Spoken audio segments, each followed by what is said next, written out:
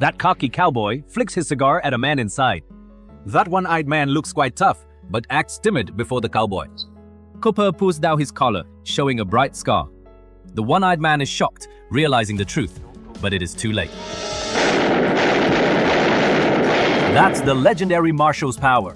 But you'd never guess, just days ago, he nearly died, and all because of some cattle he had bought. At the time, Cooper had no badge, just a regular cowboy out on the open range. A ruthless gang hunted him for 3 days and nights over those cattle. Once they blocked his path, the captain suddenly gave his final order. Hang him. Cooper is hung from a crooked tree. Captain fires, the horse bolts, he hangs there still. Cooper wasn't meant to die today. A stranger arrived, cut him down, but it didn't change his fate. He just swapped one misery for another. He was a marshal tasked with gathering victims of illegal lynchings. He would bring them to town for trial. If innocent, they'd walk free. But if guilty, they could still be hanged. The wagon was full of prisoners. Facing death, they kept screaming wild. Seeing the marshal handle a mad inmate, they cheered from the wagon, urging him to kill. The wagon had no space, so the marshal had to execute him. The frontier law was quite young, and outlaws were seen everywhere. Beyond the official lawmen, some tough locals acted as vigilantes. The captain who led that lynching party was just like them. Their motive was the belief that Cooper had stolen a rancher's herd and killed the man, which is why they chased him down and captured him so very ruthlessly. But for Cooper, things were not like that. Those cattle were actually bought from the rancher himself. When he described the rancher, it didn't match the real man. Turns out, the one who sold him cattle was the killer. Cooper was wrongly accused. He wasn't some nobody. As a former marshal, his fame had spread out far. The judge gave it his full attention, and he was quickly cleared after the trial. He asked him to stay on as marshal. Cooper agreed, though he didn't really do it for the job itself. The most vital task for Cooper is to hunt down the 9 men who lynched him, seeking his justice. While his neck scar remains, he cannot let go of this deep, burning humiliation. He took down the one-eyed man at the saloon.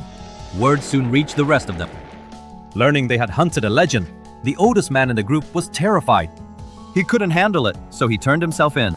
Cooper remembered that the old man had actually doubted the captain's decision back then. It showed he wasn't completely beyond redemption. He learned the others were hiding out in a town called Red Creek. Cooper didn't wait. He rode to the town and successfully arrested the big man. Cooper followed a clue and captured a man in red. This guy was arrogant, and he lured 2 minors to be his followers, which troubled Cooper.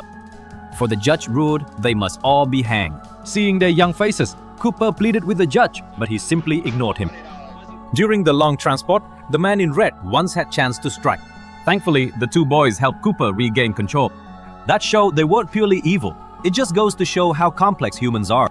As a marshal, Cooper had a heroic side, fighting for justice against evil forces. But among these vigilantes, some acted for their own selfish gain. During this revenge, Cooper's mindset was changing little by little. If they had really robbed someone, maybe the captain's lynching would have been justified. You could say the captain was just, but it was all one big mistake. On the day those 2 men were executed, Cooper couldn't bear to watch. He found the woman he'd just met for comfort, hoping to clear demons from his troubled mind. When the captain heard the news, he started to get nervous. He realized he had angered a very formidable man, and his fear grew as 2 of his men abandoned the group, leaving only 3 behind. Although Cooper felt conflicted, his revenge mission could not stop. But before he could track Wilson down, the captain changed tactics to launch a deadly ambush. Ambushed, Cooper was shot. Any man is dead. But he wasn't average. With women's care, he miraculously survived. His spirits stayed high. He even flirted with them while out on a picnic. Once healed, Cooper went on the hunt again. He rode to the captain's hideout in the night to settle the score, but they were already waiting. When they heard the dog barking, they returned fire. After the shootout, it went quiet outside, and they could hear nothing from the dog. In the dark, both sides waited. None dared to strike. The captain, once a great hero on the battlefield, now had no dignity left before him. One man volunteered to go out and check the situation, but as soon as he stepped outside, he went silent. Seeing this, another man moved out, only to find his friend was dead. Suddenly, from behind came a shout. 2 were dead. The captain was all alone. In the standoff, Cooper stepped out.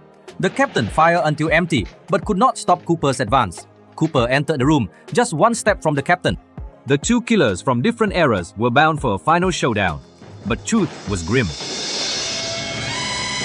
After Wilson died, he stopped. In this fight, neither side was wrong. We can only blame the brutal and barbaric era.